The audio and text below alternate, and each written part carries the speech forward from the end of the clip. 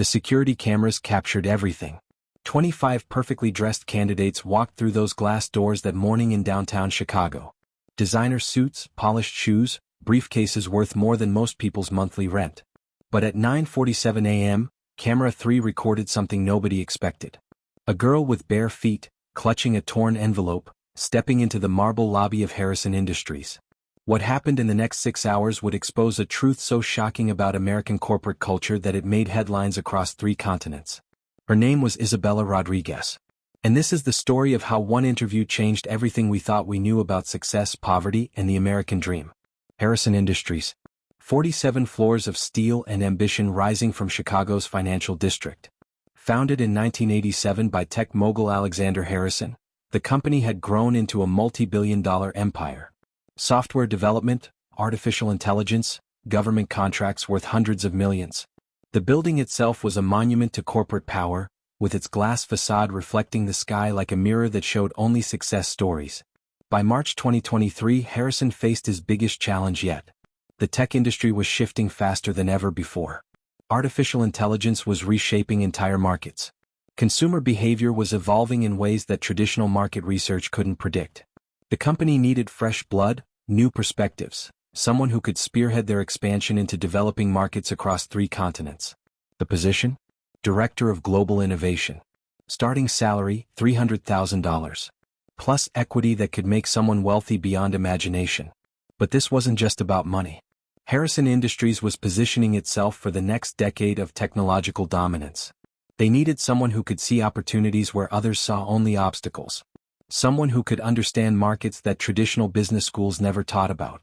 Someone who could bridge the gap between Silicon Valley innovation and real-world application. The interview process was legendary in corporate circles. Harrison personally selected only the most elite candidates from a pool that read like a who's who of American business achievement. Harvard MBAs with perfect GPAs. Silicon Valley veterans who'd built unicorn companies from garage startups. Candidates poached from Fortune 500 companies with signing bonuses that could buy luxury homes. This wasn't just a job interview, it was a battle for the American dream itself, fought by those who'd already conquered most of it. The selection criteria were ruthless. Advanced degrees from top-tier universities. Proven track records in leadership positions. International experience. Fluency in multiple languages. Published research or patents. Speaking engagements at major conferences. Board positions at nonprofit organizations. These candidates didn't just meet requirements, they exceeded them in ways that seemed almost superhuman. What nobody knew was that Isabella Rodriguez had never even owned a computer. She'd never taken a business class, never attended a networking event, never set foot inside a conference room. Her resume, if it could be called that, consisted of survival skills that no university could teach and wisdom that no textbook could provide. March 15, 2023. 25 candidates had been selected from over 12,000 applications worldwide. Each one represented the pinnacle of professional achievement in their respective fields.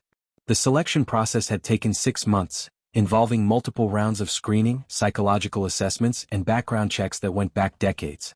There was Jonathan Pierce from Goldman Sachs, whose merger and acquisition deals had created billions in shareholder value. Rebecca Chin, former Google executive who'd led the development of AI systems that processed millions of searches per second. Marcus Thompson, who'd launched 3 successful startups before age 30, each one selling for figures that most people couldn't comprehend. Patricia Williams, who'd turned around failing companies in 7 different countries. Alexander Kim, whose innovations in sustainable technology had earned him recognition from the United Nations. These weren't just candidates, they were corporate royalty. Their LinkedIn profiles read like achievement competitions. Their network connections included senators, celebrities, and Nobel Prize winners. Their recommendation letters came from the kind of people who shaped global economic policy. They represented everything that American business culture celebrated: intelligence, ambition, education, and relentless drive for success. The interview process was designed to be brutal by Alexander Harrison himself. 3 rounds, each more challenging than the last. Technical assessments that would challenge PhD candidates. Leadership scenarios based on real crises that had destroyed lesser companies. Strategic thinking exercises that required understanding of global economics, cultural psychology, and technological trends that were still emerging. Most candidates had spent weeks preparing, hiring executive coaches who charged thousands per session. They practiced in mirror-lined conference rooms, rehearsing answers to questions they'd researched from former Harrison Industries employees. They studied the company's history, memorized financial reports, analyzed competitor strategies, and prepared presentation materials that could have been used in actual board meetings. But none of them knew about the wild card that was about to walk through those doors. None of them could have imagined that their biggest competition would come from someone who'd never heard of half the business terms they used in casual conversation. Southside Chicago. Miles away from the gleaming towers of the financial district, Isabella Rodriguez was living a reality that most of those candidates couldn't imagine even if they tried. This wasn't the romanticized poverty of Hollywood movies or the statistics-driven poverty of political campaigns. This was the daily grind of survival in America, where every decision carried weight that comfortable people never had to consider. 26 years old, high school dropout, single mother of 2 children, 8-year-old Carlos and 5-year-old Maria. She worked 3 jobs just to keep the lights on, the rent paid, and food on a table that wobbled because she couldn't afford to fix the broken leg. Overnight cleaning at a medical facility from 11 p.m. to 6 a.m., weekend shifts at a grocery store from 7 a.m. to 3 p.m., and whenever she could get it, day labor construction work that paid cash and asked no questions about certifications or experience. Her daily schedule was a masterpiece of logistics that would have impressed any efficiency expert. Sleep from 6:30 a.m. to 1 p.m., wake up to get the kids from school, help with homework while preparing dinner, get the kids ready for bed, catch a few hours of rest, then start the cycle again. Weekends meant grocery store shifts, laundry, shopping for necessities, and trying to find moments of joy with her children that didn't cost money they didn't have. Isabella had never set foot in a corporate office except to empty its trash cans. Had never worn a business suit because business suits cost more than her monthly food budget. The closest she'd come to the business world was emptying the trash cans of executives who made more in a day than she made in a year, occasionally overhearing phone conversations about deals and strategies that might as well have been in foreign languages. But she'd learned things in her 26 years that those executives never had to learn. How to make $50 stretch across a week. How to negotiate with landlords when rent was late. How to keep a family together when everything was falling apart. How to find hope in situations where hope seemed mathematically impossible. How to solve problems with no budget, no support system, and no safety net. So how did she end up on the candidate list for one of the most coveted positions in corporate America? How did someone who checked email at the public library because she couldn't afford internet end up competing with Harvard MBAs for a job that could change generational wealth patterns? It started with a mistake. A simple administrative error that would change everything, proving that sometimes the most profound transformations begin with accidents that feel like destiny. 3 weeks before the interviews, Harrison Industries' HR department was processing final candidate selections. The database contained hundreds of Isabella Rodriguez entries from the initial application pool. Isabella Rodriguez, the Stanford MBA, the McKinsey consultant, the rising star everyone was talking about in business circles. Isabella Rodriguez, who spoke 4 languages and had lived on 3 continents. Isabella Rodriguez, whose thesis on emerging market penetration had been published in Harvard Business Review. But in a database mix-up that would make tech support nightmares, the invitation was sent to the wrong email address. An email address that belonged to a woman who checked her messages at the public library because she couldn't afford internet at home. An email address that had been created years earlier when she tried to take online courses, before reality made continuing impossible. When Isabella, our Isabella, first saw the email in her inbox at the library, sitting between spam messages and notifications from her children's school, she thought it was an elaborate scam. A corporate job making more money than she'd seen in her lifetime? From a company she'd never heard of? It had to be one of those fake lottery notifications or advance fee fraud schemes that preyed on desperate people. But something made her research the company instead of deleting the email immediately. Maybe it was desperation. She'd been turned down for 3 different jobs that week alone. Maybe it was hope, the kind of irrational optimism that keeps people buying lottery tickets they can't afford. Or maybe it was that voice in her head that had kept her fighting through every impossible day, the voice that whispered that giving up was not an option as long as her children needed her. What she found was real. Harrison Industries was legitimate, traded on the New York Stock Exchange, featured in business magazines, with a website that contained more information than she could process in a single library session. The position was real, posted on multiple job boards with requirements that seemed designed for people from different worlds. And somehow, impossibly, incredibly, she was invited to interview. The email contained details that made her hands shake as she read them. Interview date, time, location. A list of what to bring. Instructions for parking validation. Everything written in the polite, professional tone that assumed certain levels of privilege and preparation. Everything assuming she had business cards, references, a portfolio of work samples, and other artifacts of professional life that she'd never had reason to accumulate.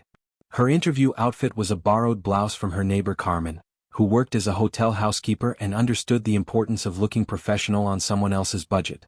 The blouse was cream-colored with small buttons, clean and pressed but obviously not expensive. She paired it with the only pair of dress pants she owned, black polyester bought secondhand 3 years ago for her grandmother's funeral. They were slightly too short and showed their age, but they were clean and appropriate. No suit jacket. She'd looked at prices and realized that a jacket that would match her pants would cost more than her monthly phone bill. No briefcase. She'd watched other candidates on business shows and knew they all carried leather portfolios, but she'd have to make do with a manila envelope for her resume and the few documents she'd prepared. And then, as she was getting ready to leave, disaster struck in the way that seemed specifically designed to test people who were already being tested beyond their limits. Her only pair of professional shoes, worn-out black flats she'd bought at a thrift store for $12, had finally given up. The sole had separated completely during the night, probably from the moisture and stress of too many long shifts on concrete floors. Standing in her small bathroom, holding a shoe that was literally falling apart in her hands, Isabella faced a choice that would define everything that came next. She could call it off. Stay home. Tell herself she'd tried. The email had included a phone number for rescheduling, though she suspected that rescheduling would really mean canceling. She could go back to her 3 jobs and her predictable struggles and her familiar limitations. She could protect herself from the humiliation of showing up unprepared and outclassed. Or she could show up exactly as she was, with everything she had, and let that be enough or not enough based on something deeper than surface appearances. The decision took 30 seconds. At 8:15 a.m., Isabella Rodriguez stepped onto the downtown bus wearing a borrowed shirt, second-hand pants and no shoes at all. She carried her resume, printed for free at the library, in a manila envelope that had seen better days. Her feet were bare against the rubber flooring of public transportation, and she had 90 minutes to figure out how to walk into the most important interview of her life without the basic dignity that shoes provided. She had no way of knowing that in 90 minutes, she would walk into a situation that nobody could have prepared for. No way of knowing that her biggest disadvantage would become her greatest strength, or that the other candidates' advantages would become their biggest weaknesses. 9:47 a.m. Harrison Industries lobby. Security cameras captured the moment that would be replayed thousands of times in the coming weeks, analyzed by business schools and social media commentators and anyone trying to understand how American corporate culture had reached this point. 24 candidates had already arrived, and the lobby hummed with the energy of high-stakes competition disguised as casual networking. They clustered in small groups, sizing each other up with the practiced casualness of people accustomed to environments where every conversation was a performance and every interaction was an evaluation. Designer suits in navy and charcoal and subtle pinstripes.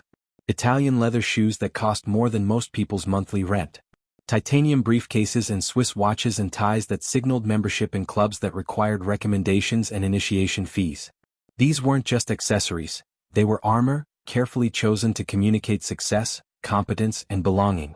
The conversations were equally carefully constructed. Discussions of recent market trends, name-dropping of mutual connections, casual references to international travel and exclusive events. Everyone was simultaneously networking and competing, building alliances while positioning themselves for victory. It was a dance that required years of practice to master, and everyone in that lobby had been practicing since graduate school. Then she walked in. Isabella Rodriguez. Bare feet on Italian marble. Torn envelope in her hands. Every conversation in that lobby stopped. Not gradually, the way conversations end when people notice something mildly interesting. Instantly, as if someone had pressed a mute button on the entire room. The silence was complete and uncomfortable. 24 professionals who prided themselves on their social skills found themselves unable to process what they were seeing. Someone had walked into the most exclusive interview process in corporate America looking like she'd gotten lost on her way to somewhere else entirely. The security guard at the front desk looked up from his computer, his training manual clearly not covering this situation. He'd handled celebrities and foreign dignitaries and protesters and corporate espionage attempts, but he'd never had to decide whether to allow someone without shoes into a building that required business attire. The receptionist, a polished professional who'd worked in corporate settings for 15 years, found herself speechless for the first time in recent memory. But Isabella had come too far to turn back now. The bus ride downtown had cost money she couldn't spare. Missing work meant losing income she desperately needed. She'd spent 5 days preparing for this moment, and she wasn't going to waste that preparation because of a wardrobe malfunction that was beyond her control. She walked to the reception desk, her bare feet making no sound on the marble floor, and said the words that would echo through corporate boardrooms for months to come. "Good morning. I'm Isabella Rodriguez. I'm here for the Director of Global Innovation interview." What happened next revealed something about human nature that nobody expected to see in a corporate setting, something that would force everyone in that lobby to confront assumptions they'd never had to examine before. The receptionist, professional to her core, treated Isabella exactly as she would any other candidate.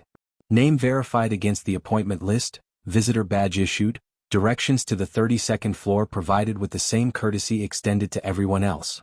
It was a moment of pure professionalism that ignored surface appearances in favor of basic human dignity. But the other candidates weren't so gracious. Rebecca Chin was the first to take out her phone, discreetly filming the interaction while pretending to check messages. Then Marcus Thompson, capturing photos that he would later claim were for personal documentation of an unusual day. Within minutes, social media posts were appearing on private accounts and professional networks. "You won't believe what just walked into my interview. Some people have no shame. Is this what diversity hiring has come to? Harrison Industries must be getting desperate if this is their candidate pool. I guess we know who the token candidate is." The posts were shared among professional networks, commented on by people who'd never met Isabella but felt qualified to judge her worthiness based on a single photograph. The comments ranged from bewildered to cruel to darkly amused, as if her presence was entertainment rather than evidence of someone's determination. Alexander Harrison. 62 years old, self-made billionaire, philanthropist, and according to Forbes, one of the most influential CEOs in America. But success had taught him something that haunted him every day, something that most people in his position never had to confront because they'd never experienced what came before the success. 26 years earlier, Harrison had been where Isabella was now. Not literally, he'd never been poor in the way that Isabella understood poverty. His family had been middle class, comfortable enough that hunger was never a concern and education was always an expectation. But he'd been the underestimated outsider in other ways, the candidate nobody took seriously, the one who didn't fit the traditional mold of what success was supposed to look like. His first major job interview had been at a prestigious consulting firm in Boston. He'd grown up in a small town in Ohio, son of a factory worker and a nurse, and everything about the interview process had felt designed to exclude him. The other candidates spoke with accents that signaled expensive education. They referenced cultural touchstones he'd never encountered, made casual mentions of family vacations in Europe, wore clothes that cost more than his family's monthly mortgage payment. He'd gotten the job but only because he'd demonstrated something that couldn't be taught in business school, the ability to see solutions where others saw only obstacles. The ability to understand problems from perspectives that privileged backgrounds couldn't provide. The capacity to innovate not because he'd been trained to think creatively, but because he'd learned to survive in environments where traditional approaches didn't work. His breakthrough hadn't come from his education, though his degree from a state university had been solid enough. It hadn't come from his family connections, because he'd had none worth mentioning in business circles. It had come from seeing opportunities that others missed because they'd never had to look for them. From understanding that innovation rarely comes from those comfortable with the status quo, but from those who'd been forced to question everything because the status quo had never worked in their favor. Over the decades, as Harrison Industries grew from a struggling startup to a global corporation, he'd watched his industry become increasingly homogeneous. Not just in terms of demographics, though that was part of it, but in terms of thinking patterns, educational backgrounds, and life experiences. The people he hired were brilliant, accomplished, and capable, but they all approached problems from similar angles because they'd all traveled similar paths to reach his boardroom. The result was what business theorists called groupthink, but what Harrison experienced as a gradual loss of the innovative edge that had built his company. His teams could execute strategies brilliantly, but they struggled to develop truly revolutionary approaches because revolution requires perspectives that can't be learned in graduate programs or acquired through professional networking. Which is why, on March 15, 2023, Harrison was doing something he'd never done before. He was watching the lobby security feed, personally observing each candidate's arrival. Not because he didn't trust his HR department's selection process, but because he wanted to see how these highly qualified individuals behaved when they thought they weren't being evaluated. He'd watched the LinkedIn all-stars arrive throughout the morning. The confident handshakes, the practiced small talk, the performance of corporate success that he recognized because he'd learned to perform it himself decades earlier. Each candidate looked exactly like what central casting would order for successful business executive. Perfect posture, appropriate attire, the kind of self-assured presence that suggested they belonged in rooms where million-dollar decisions were made. And honestly, watching them had been reassuring. These were exactly the kind of people his company typically hired, polished professionals who understood how to navigate corporate environments, who spoke the language of business fluency, who could represent Harrison Industries at international conferences and board meetings without embarrassing themselves or the company. But at 9:47 a.m., everything changed in ways that Harrison couldn't have anticipated. He watched Isabella walk across that marble floor, and for the first time in years, he felt something he'd almost forgotten. Recognition. Not of her face, he'd never seen her before, but of her situation. He was seeing something authentic in a world built on performance, something real in an environment designed to reward artifice. The other candidates' reactions were immediately visible on the security cameras. The stopping conversations, the discreet phone photography, the clustering behavior that excluded rather than included. Harrison watched his carefully selected pool of elite candidates demonstrate exactly the kind of thinking that was limiting his company's growth. They saw someone different and immediately classified her as other, as someone who didn't belong, as evidence that standards were dropping rather than expanding. But recognition wasn't enough to change anything meaningful. Isabella still had to prove herself where it mattered most, in the interview process itself. And Harrison had designed that process to be challenging enough that even brilliant candidates sometimes failed to demonstrate their full potential. The interview process was structured like a tournament, designed to eliminate candidates systematically until only the most qualified remained. 3 rounds, each more challenging than the last, each designed to test different aspects of leadership potential, strategic thinking, and cultural fit. Round 1 focused on technical knowledge and industry understanding. Candidates were tested on their grasp of current market trends, emerging technologies, regulatory environments, and competitive landscapes. It was the kind of assessment that favored people with formal business education and extensive professional experience. The questions required familiarity with terminology, frameworks, and case studies that were standard curriculum in top-tier MBA programs. Round 2 examined leadership capabilities through scenario-based challenges. Candidates were presented with crisis situations, resource allocation dilemmas, and interpersonal conflicts that tested their decision-making processes, communication skills, and ability to maintain composure under pressure.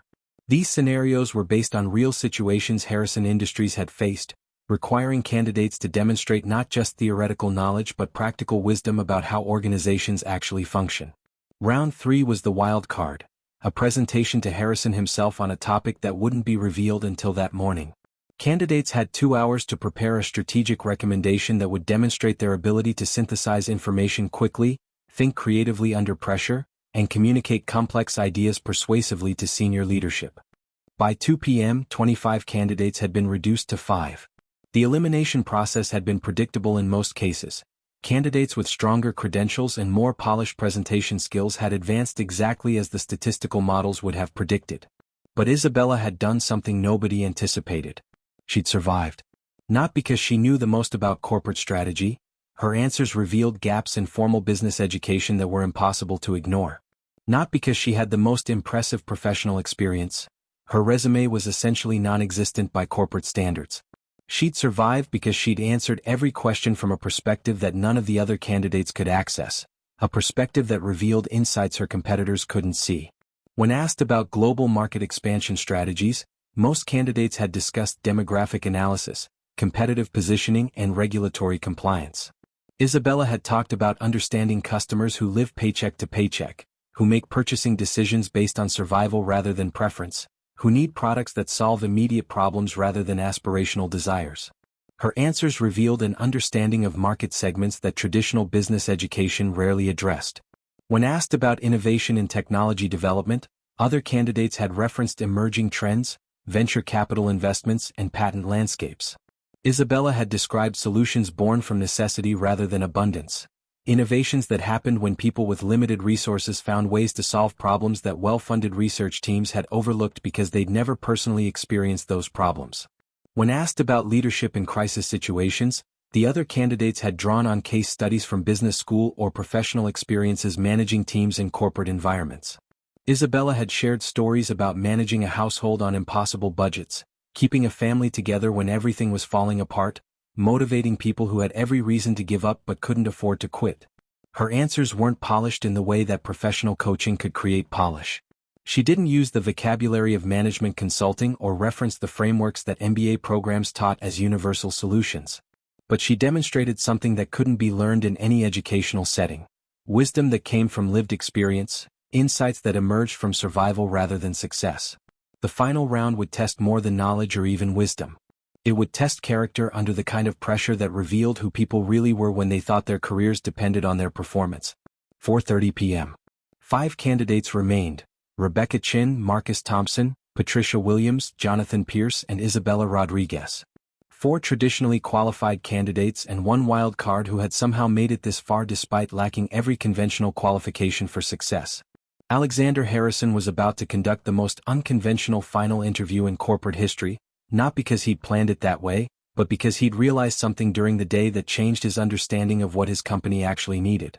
Instead of individual interviews, Harrison brought all 5 candidates into the boardroom together.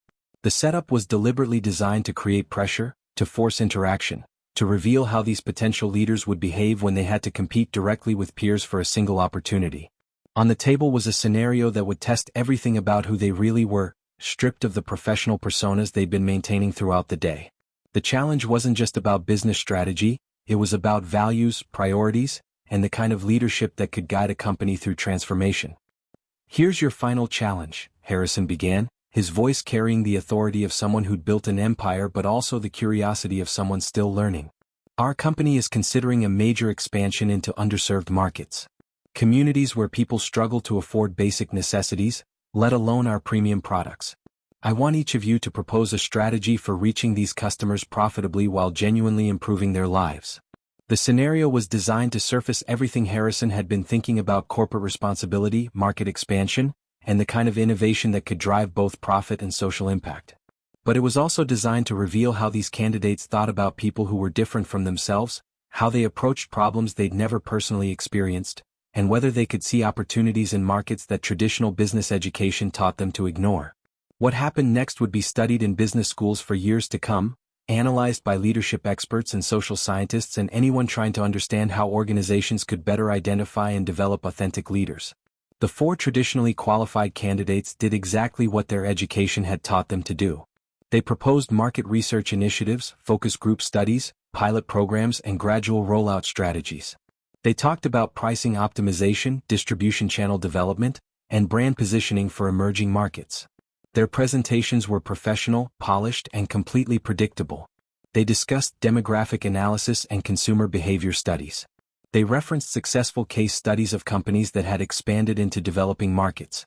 They proposed partnership strategies with local organizations and government agencies. Everything they suggested was sensible, well-researched, and demonstrated exactly the kind of strategic thinking that business schools rewarded. But they were solving the problem from the outside, approaching underserved markets as exotic territories to be conquered rather than communities to be understood.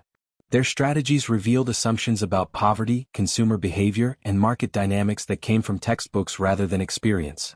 They were brilliant, capable, and completely disconnected from the reality of the people they proposed to serve. And then Isabella stood up. What she said next wasn't just a business strategy. It was a challenge to everything those other candidates represented, everything the corporate world had taught them to value, and everything Harrison's industry had accepted as normal for so long that they'd forgotten to question whether it was right. Her words would force everyone in that room to confront uncomfortable truths about American business culture, about the way success was defined and distributed, and about the voices that had been systematically excluded from conversations that shaped how companies approached human problems. But more than that, Isabella was about to demonstrate something that couldn't be taught in any MBA program: the difference between knowing about problems and understanding them, between studying markets and living in them, between managing people and being one of the people who needed to be understood rather than managed. Isabella Rodriguez had 30 seconds to justify her presence in that boardroom. 30 seconds to prove that sometimes, the most qualified candidate isn't the one with the most impressive credentials. 30 seconds to demonstrate that authentic leadership comes from understanding problems rather than studying them, from living solutions rather than theorizing about them. The room was silent in a way that felt different from the polite attention the other candidates had received. This wasn't the respectful quiet of professionals listening to competent presentations. This was the uncomfortable silence of people who were about to hear something that challenged their fundamental assumptions about how the world worked. You don't need market research to understand underserved communities, Isabella began, her voice steady despite the magnitude of what she was about to say. You need to listen to someone who's lived there. Your premium products aren't failing in poor neighborhoods because of pricing or distribution. They're failing because you're solving rich people's problems with rich people's solutions. The words hung in the air like an accusation, which in many ways they were. For candidates with combined MBA debt of over $2 million listened as a woman with no formal business education dissected their entire approach to market expansion with surgical precision. Rebecca Chen's expression shifted from polite attention to genuine surprise. Marcus Thompson stopped taking notes and leaned forward, suddenly engaged in a way he hadn't been during the previous presentations. Patricia Williams and Jonathan Pierce exchanged glances that suggested they were hearing something they'd never encountered in any boardroom discussion. Innovation isn't about making existing products cheaper, Isabella continued, building momentum as she moved beyond critiquing their approaches toward articulating her own vision. It's about understanding problems you've never had to face. People in my neighborhood don't need your software to be more affordable. They need technology that helps them find jobs, manage healthcare, access education their children can actually use. She had their attention now. Even the candidates who'd mocked her arrival were listening with something approaching respect, perhaps recognition that they were witnessing something unprecedented in their professional experience. But Isabella wasn't finished. She was just getting started on a presentation that would fundamentally challenge everything these executives thought they knew about business strategy, market analysis, and the relationship between corporate success and social responsibility. You want to know why your diversity initiatives fail? Because you hire people who look different but think exactly the same. You want underserved market success? Don't hire consultants who've studied poverty. Hire people who've survived it. The silence in that room was deafening. Harrison had built his career on innovation, on seeing opportunities others missed, on challenging conventional wisdom that limited growth potential. But he'd never heard anyone articulate so clearly what he'd been sensing for years, that true innovation requires perspectives that can't be bought, taught, or acquired through traditional professional development. The statement about diversity initiatives was particularly pointed, forcing everyone in the room to confront the difference between performative inclusion and authentic representation. Every major corporation had diversity and inclusion programs, recruitment initiatives designed to increase representation, training programs meant to address unconscious bias. But Isabella was suggesting that these efforts failed because they focused on appearance rather than perspective, on demographics rather than lived experience. Harrison leaned forward, genuinely intrigued for the first time all day. Tell me more. For the next 20 minutes, Isabella described a world these executives had never considered exploring, despite spending their careers developing strategies for reaching global markets. Not the poverty of charity commercials or political campaigns, but the daily reality of people who'd found ways to survive, innovate, and even thrive with resources they couldn't imagine working with. She talked about neighborhood networks that function better than most corporate communication systems. About informal economic structures that moved money through communities more efficiently than traditional banking. About leadership models based on actual survival rather than theoretical frameworks developed in academic settings. She described financial innovations born from necessity that were more sophisticated than anything coming out of Silicon Valley.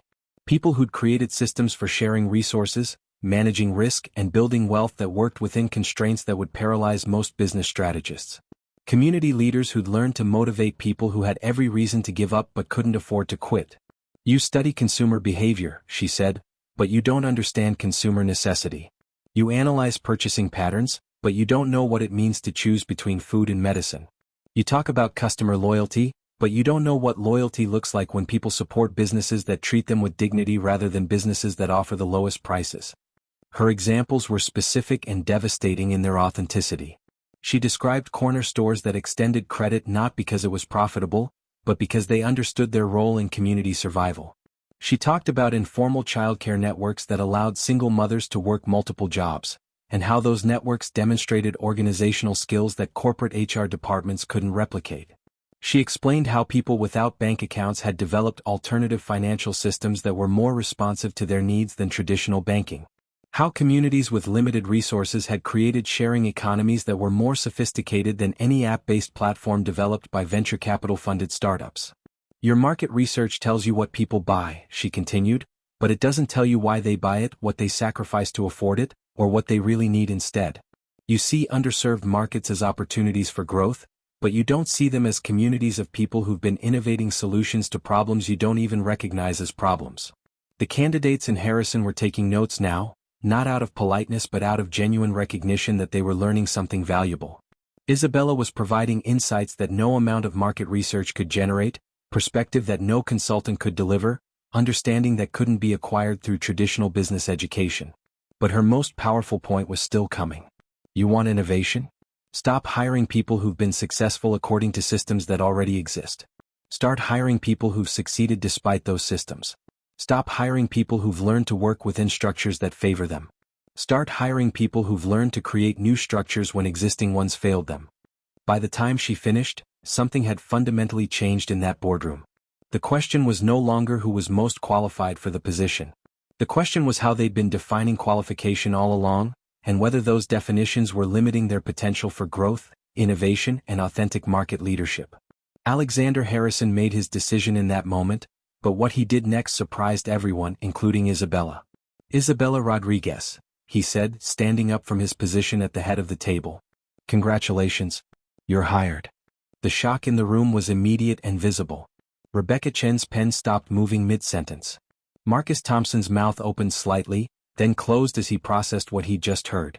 Patricia Williams and Jonathan Pierce looked at each other with expressions that suggested they were witnessing something unprecedented in their professional experience. But Harrison wasn't finished. But not for the position you interviewed for, he continued, his voice carrying the authority of someone who'd just made a decision that would reshape his company's strategic direction. I'm creating a new role. Vice President of Authentic Innovation. Your job will be to ensure that everything we do, every product we develop, every market we enter, is informed by perspectives we've been ignoring. The other candidates left that building having learned something they'd never encountered in any MBA program, something that would change how they approached their careers and their understanding of what leadership actually meant. That success isn't always about having the most credentials. Sometimes it's about bringing the most truth. Sometimes it's about representing voices that have been systematically excluded from conversations that shape how companies approach human problems. Rebecca Chen would later write a LinkedIn post about the experience that went viral, describing how watching Isabella's presentation had forced her to reconsider everything she thought she knew about market strategy and authentic leadership. Marcus Thompson would change his approach to hiring at his next company, actively seeking candidates whose backgrounds provided perspectives that traditional recruitment couldn't identify. Isabella Rodriguez started work the following Monday. She kept her apartment on the south side, not because she couldn't afford to move, but because staying connected to her community was essential to the role Harrison had created for her. She established a scholarship program for students from underserved communities who showed potential for leadership but lacked traditional credentials. She never wore shoes she couldn't afford to replace, not out of necessity anymore, but as a reminder of where she'd come from and who she represented. The position Harrison created became a model that other companies began adopting. Not just hiring for diversity but hiring for perspective. Not just including different voices, but empowering those voices to challenge fundamental assumptions about how business should be conducted. Not just reaching underserved markets but learning from the innovations that those markets had already developed. Isabella's story went viral within days, but not for the reasons that typical success stories usually attract attention. This wasn't a feel-good narrative about overcoming poverty, though that was part of it. This wasn't a diversity celebration, though it certainly challenged traditional approaches to inclusion. This was something more uncomfortable and therefore more valuable, a story that forced everyone watching to ask themselves questions they'd been avoiding. In a world obsessed with credentials and appearances, how many authentic voices are we silencing? How much real innovation are we missing because we've defined expertise so narrowly that we exclude the people who've actually solved the problems we're trying to address? How many Isabella Rodriguez's are we overlooking because they don't look like what we think success should look like? The interview that was supposed to fill one position ended up changing how an entire industry thinks about talent, qualification, and the true meaning of innovation. It sparked conversations in boardrooms across the country about whether companies were actually seeking the best candidates or just the most familiar ones. It challenged hiring practices that had been accepted as normal for so long that nobody questioned whether they were effective. More importantly, it demonstrated that authentic leadership often comes from unexpected places, and that the most valuable perspectives are frequently held by people who've been systematically excluded from opportunities to share them. It proved that innovation happens at the intersection of different experiences, and that the most profound solutions often come from people who've learned to survive rather than people who've learned to succeed. And it all started with a woman brave enough to walk barefoot into a marble lobby and refuse to apologize for who she was. Someone who understood that authenticity wasn't a weakness to be hidden, but a strength to be leveraged. Someone who knew that her biggest disadvantage could become her greatest advantage if she had the courage to be completely, unapologetically herself. The revolution begins with recognition. Recognition that the voices we've been ignoring might be exactly the voices we need to hear. Recognition that the people who've been excluded from our definitions of success might be the people who can redefine what success actually means. Recognition that sometimes the most powerful credential isn't what's on your resume, it's what's in your character, what's in your experience, and what's in your willingness to challenge systems that have never worked for people like you. If this story changed how you think about success, don't let it end here. Subscribe now because there are more stories like this happening every day, stories of people who are redefining what it means to win in America, one authentic moment at a time. Stories that prove the most revolutionary act isn't conforming to existing standards of achievement. It's having the courage to succeed on your own terms while changing the terms for everyone who comes after you.